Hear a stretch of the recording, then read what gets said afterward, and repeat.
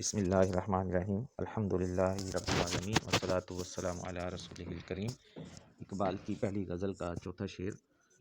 اے طائر لاہوتی اس رزق سے موت اچھی، جس رزق سے آتی ہو پرواز میں کوتاہی۔ اے طائر لاہوتی، طائر پرندہ، لاہوتی، لاہوت عالم بالا میں سے ایک عالم ہے،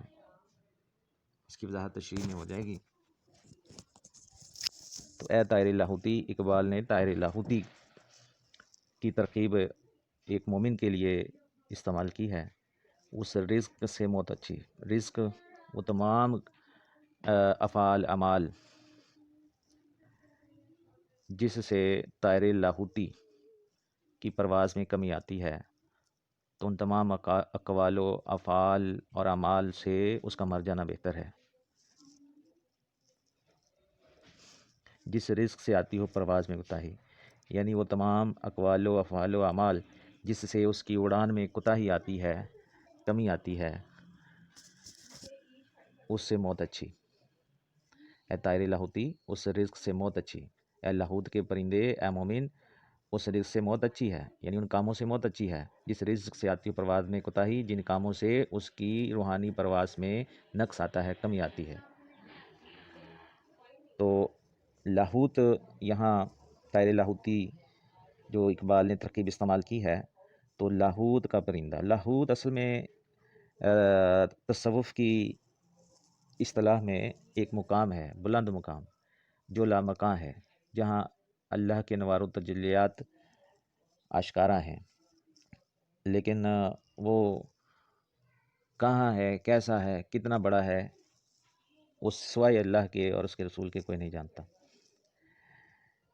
تو تصوف میں چار عالم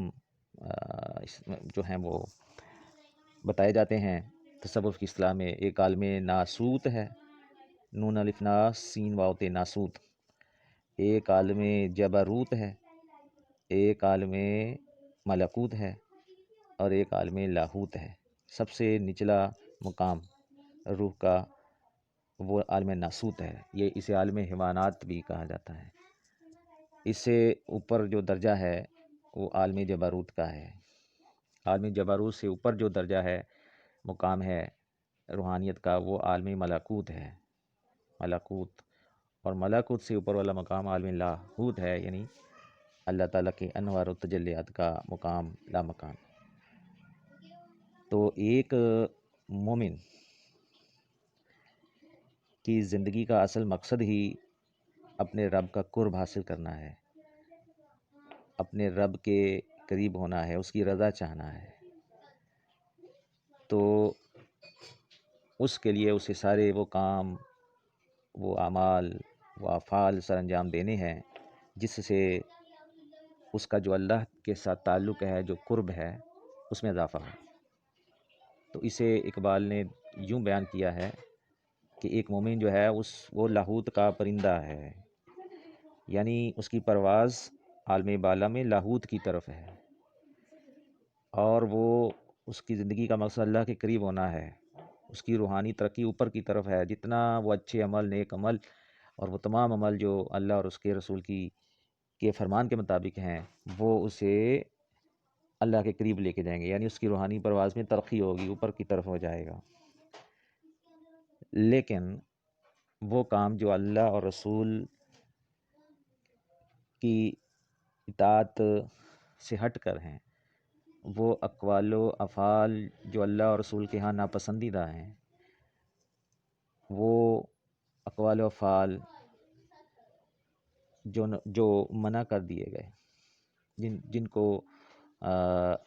صحیح نہیں سمجھا گیا، جو اعمال صالح نہیں ہیں، تو ایک مومن اگر ایسے کاموں کو کرتا ہے تو پھر اس کی روحانی پرواز عالم بالا کی طرف نہیں ہے، وہ عالم زیریں یعنی نیچے کی طرف ہو جائے گی۔ تو مومن کو تو اللہ کا قرب حاصل کرنا ہے، اور یہی اس کی زندگی کا مقصد ہے، اور ایسے کام جو اسے اللہ کے قرب سے دور کریں، جس سے اس کی روحانی پرواز جو لامکان کی طرف اللہ کی طرف ہونی ہے، ان کاموں کی وجہ سے، اللہ اور رسول کے ہاں ان ناپسندیدہ کاموں کے کرنے کی وجہ سے وہ اللہ کا قرب پانا اس کے لیے، مومن کے لیے مشکل ہوگا، کیونکہ ناپسندیدہ چیزوں سے، گناہوں سے انسان کی روحانیت کی ترقی رک جاتی ہے، اور بعض اوقات معافی نہ مانگنے پر یا ان کو نہ ترک کرنے پر اس کی ترقی روحانی اوپر جانے کے بجائے گراف نیچے آنے لگتا ہے۔ تو اقبال کے ہاں ایسا ہونا کہ مومن کی روحانی پرواز